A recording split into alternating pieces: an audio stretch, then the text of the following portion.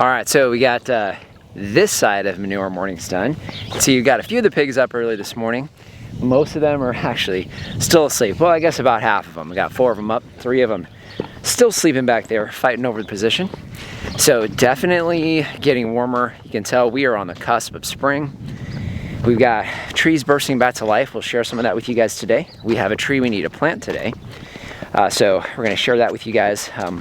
We're also gonna be working on those daikon beds down there. Hopefully you guys can see that there. We've got some work we're gonna get done in that bed to build soil actually for next winter or next fall.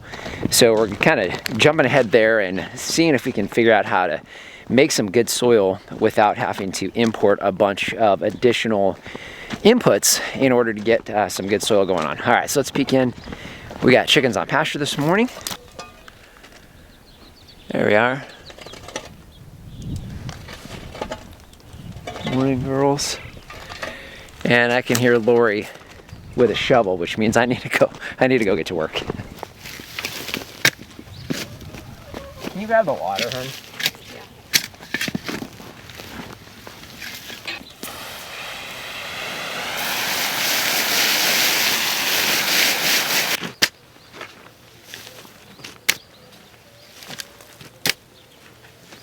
All right, you want to hit me some water? Well, not me. Okay, I guess you better clarify, huh? Yeah. No water on me, no water in my mouth.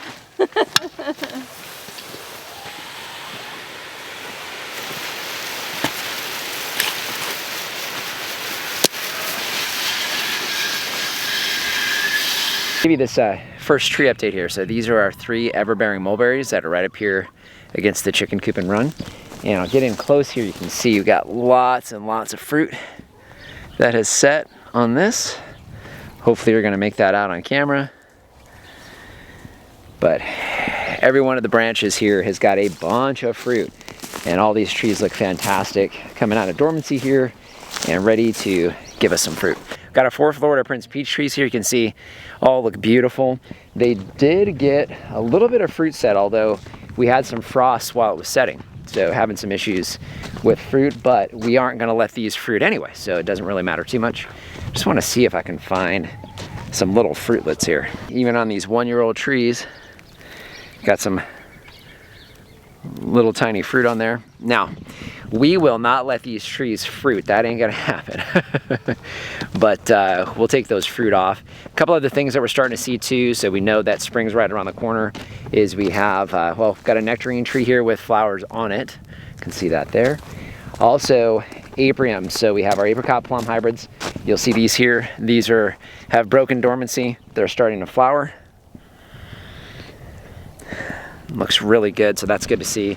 And same thing with a couple other trees here. I know our nectarine plum hybrid actually has broken dormancy, and for the most part I think that's it on this side.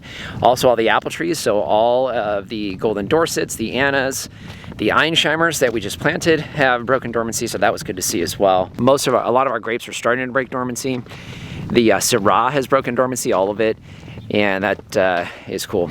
All right, so I want to show you something else over here on the other side. So over here with the Shangri-La mulberries, these are doing really good. And you can see here, always exciting to see this with these guys. And that is the fruit set. Coming a little closer.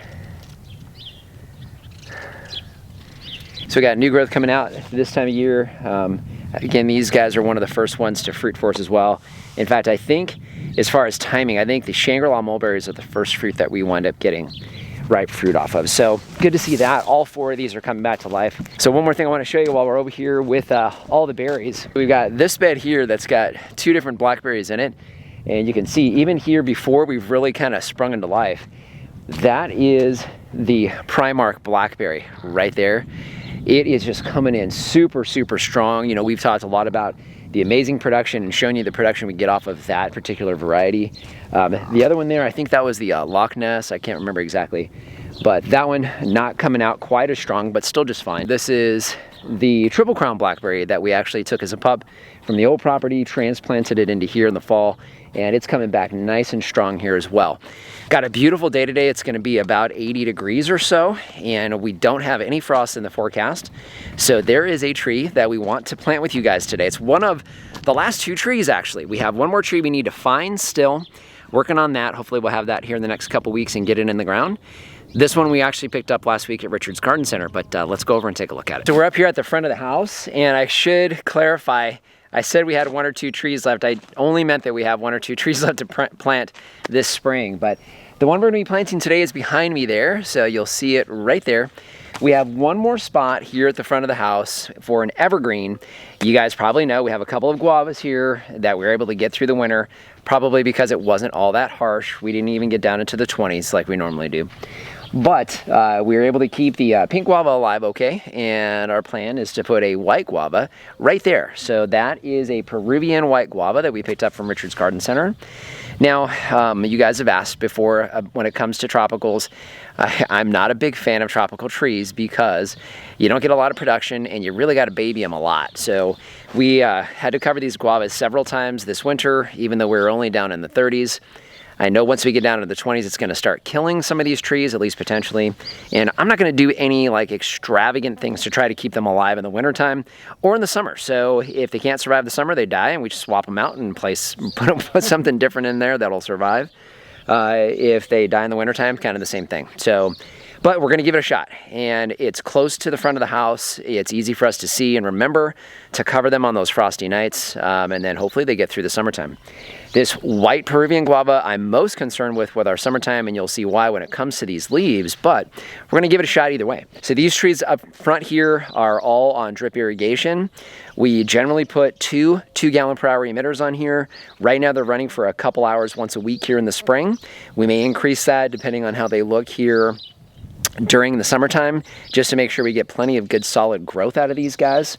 And today we'll be planting, we'll be adding some vitamin B1 and fish emulsion. We're also going to be sprinkling in some of the Fertizona Premium 15-15-15 fertilizer that Reed suggests and that we're using this year on all of our evergreens, especially since they're new in the ground, to give them that very strong shot of nitrogen to get them going. Okay, Lori and I are kind of dragging this morning, but we're gonna get to work and get this tree planted here.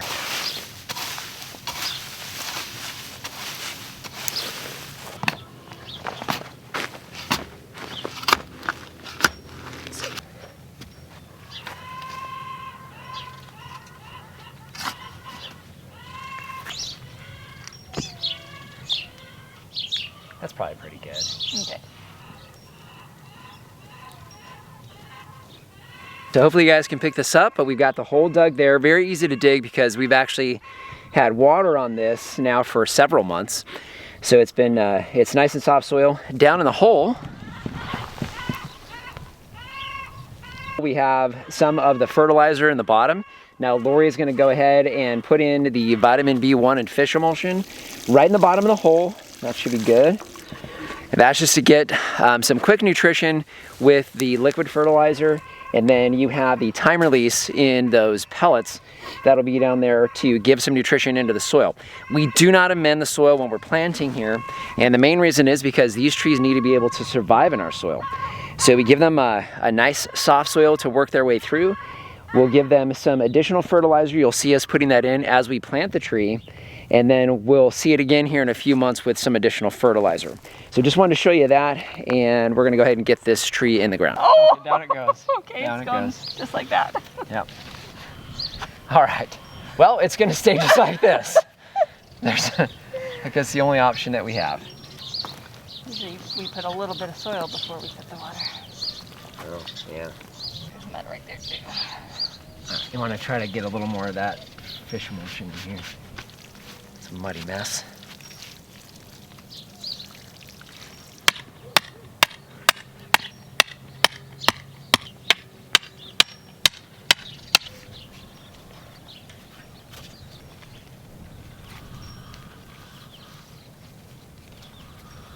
Part of it's the tree. Just want to make sure when the wind blows, it doesn't blow over, you know?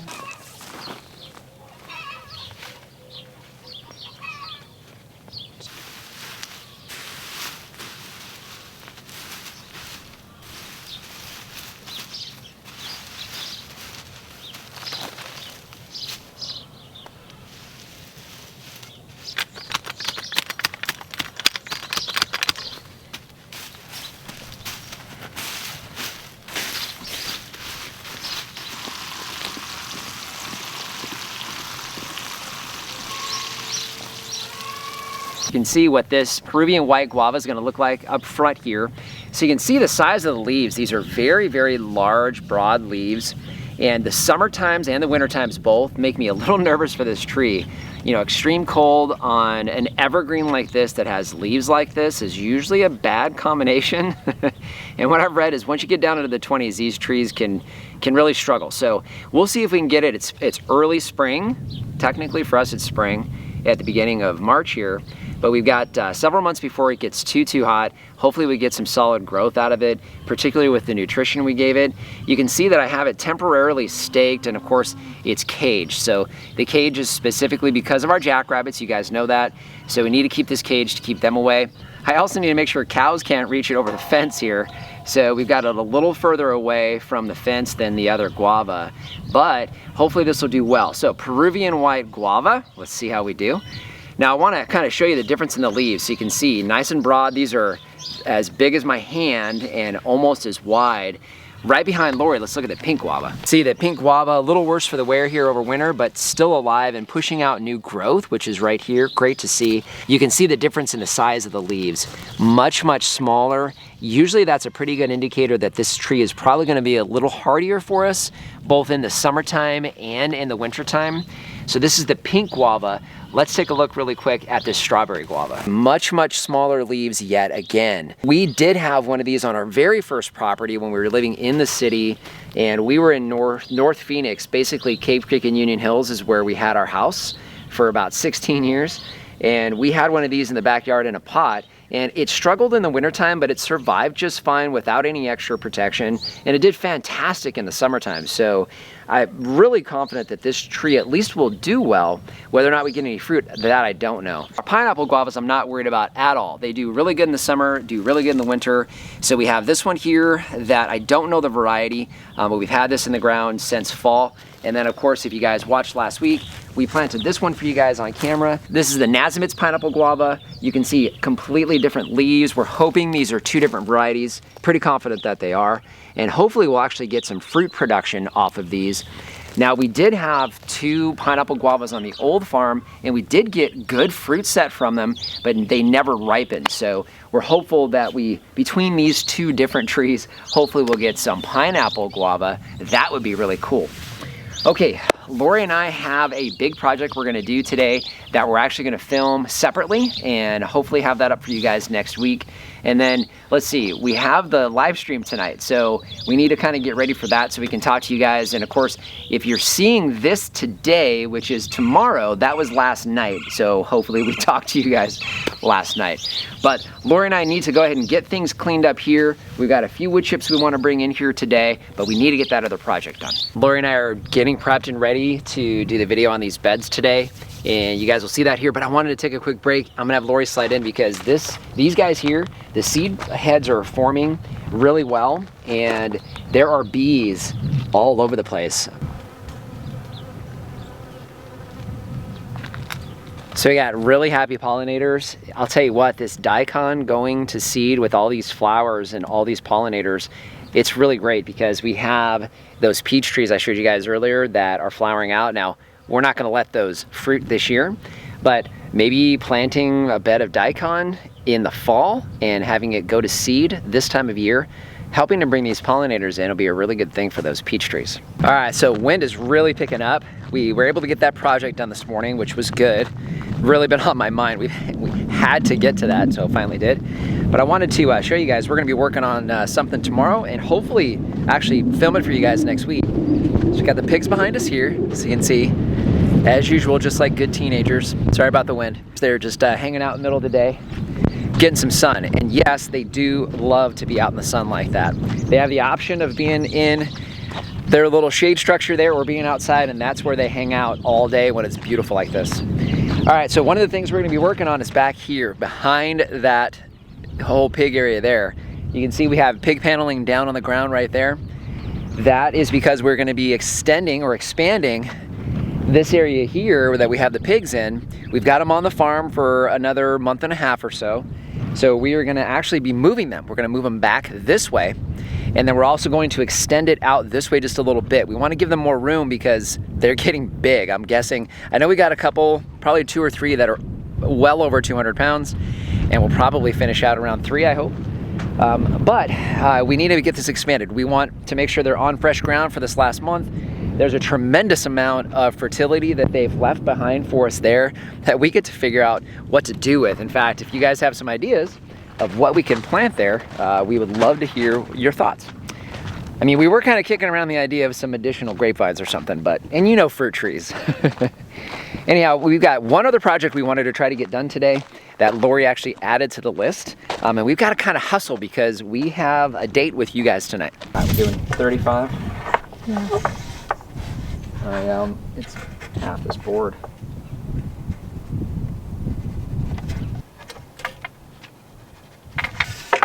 Measure twice, cut once. They want to know what's going on. I think they're getting snacks. They do. Like, oh, is it time to go in? Time for a treat?